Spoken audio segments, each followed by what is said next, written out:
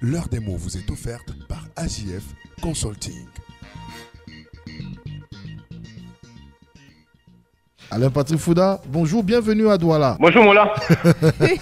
mais quelle femme appelle son homme Mola? Je ne pense pas. C'est plutôt rare.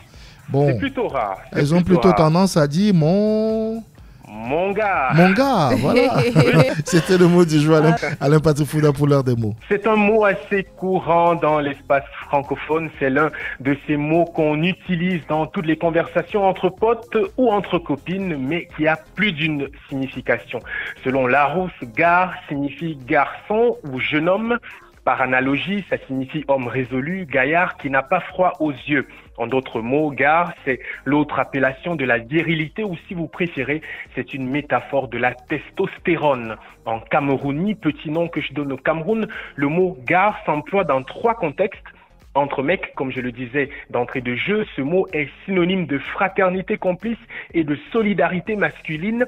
C'est l'un ou l'autre, à vous de choisir. En plus, il s'utilise pour désigner le petit ami. Montre-moi ton gars, voici mon gars. Le gars ici, c'est le copain, l'homme qui, et ça vous concerne mesdames, partage votre vie, paye les factures, l'homme qui a ou non une voiture et qui symboliquement est votre monture. On se comprend. Enfin, le mot gars existe parfois comme une onomatopée. Ici, un mot qui sert à exprimer l'étonnement, une surprise agréable ou non, parfois la désapprobation et même la colère. Gars, easy. Dans des circonstances d'énonciation assez courantes, le locuteur camerounais insiste sur la voyelle A pour créer une emphase extrapolatoire dans le discours, histoire de rechercher l'adhésion du destinataire. Ça donne ceci: gars, c'est la guerre, ou encore gars, tu es fort. Vous voyez, l'accentuation du A provoque l'accentuation de la voyelle principale du mot suivant, en général en tout cas. Le mot gars est donc à plusieurs facettes et à plusieurs visages.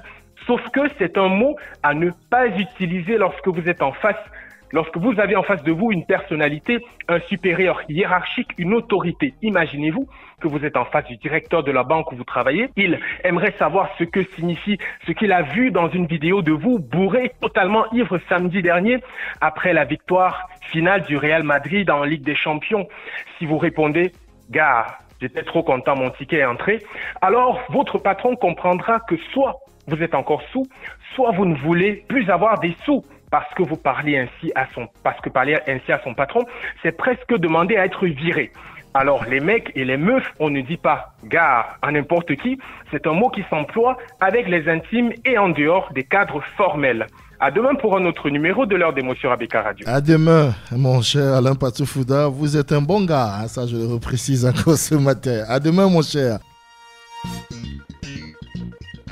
L'heure des mots vous est offerte par AJF Consulting.